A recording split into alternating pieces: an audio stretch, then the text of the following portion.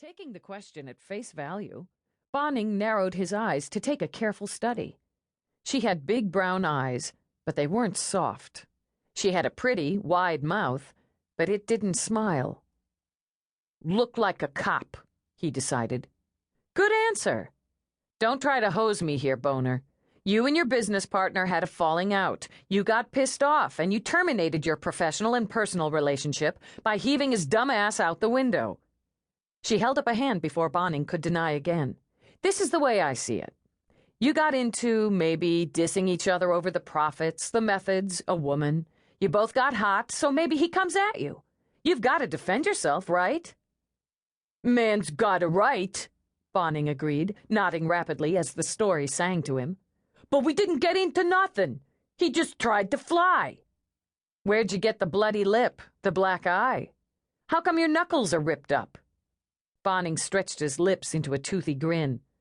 "Bar fight." "When? Where?" "Who remembers?" "You'd better. And you know you'd better, Boner, after we run the tests on the blood we scraped from your knuckles and we find his blood mixed with yours. We get his DNA off your fat fingers, I'm going for premeditated, maximum lockup, life, no parole." His eyes blinked rapidly, as if his brain was processing new and baffling data.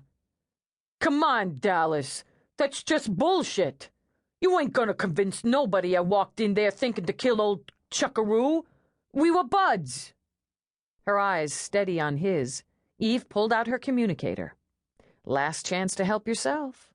I call my aide, have her get the test results. I'm booking you on murder one." "Wasn't no murder." He wanted to believe she was bluffing. You couldn't read those eyes, he thought, wetting his lips. Couldn't read those cop's eyes. "It was an accident," he claimed, inspired. Eve only shook her head. "Yeah, we were busting a little and he tripped and went headlong out the window." "Now you're insulting me. A grown man doesn't trip out a window that's 3 feet off the floor." Eve flicked on her communicator. "Officer Peabody?" Within seconds, Peabody's round and sober face filled the communicator screen. "Yes, sir." "I need the blood test results on Bonning.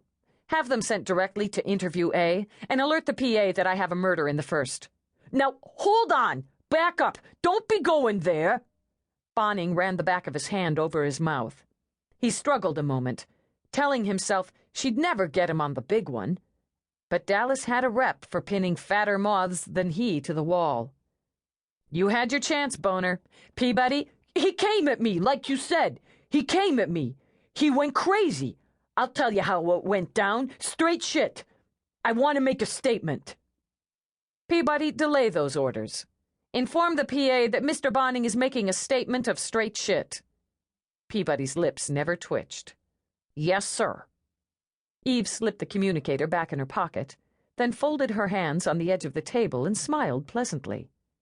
"Okay, Boner. Tell me how it went down." 50 minutes later, Eve strolled into her tiny office in New York's Cop Central. She did look like a cop. Not just the weapon harness slung over her shoulder, the worn boots and faded jeans. Cop was in her eyes that missed little. They were a dark whiskey color and rarely flinched. Her face was angular, sharp at the cheekbones, and set off by a surprisingly generous mouth and a shallow dent in the chin. She walked in a long-limbed, loose-gaited style. She was in no hurry. Pleased with herself, she raked her fingers through her short, casually cropped brown hair as she sat behind her desk. She would file her report, zing off copies to all necessary parties, then log out for the day. Outside, the streaked and narrow window behind her, the commuter air traffic was already in a snarl.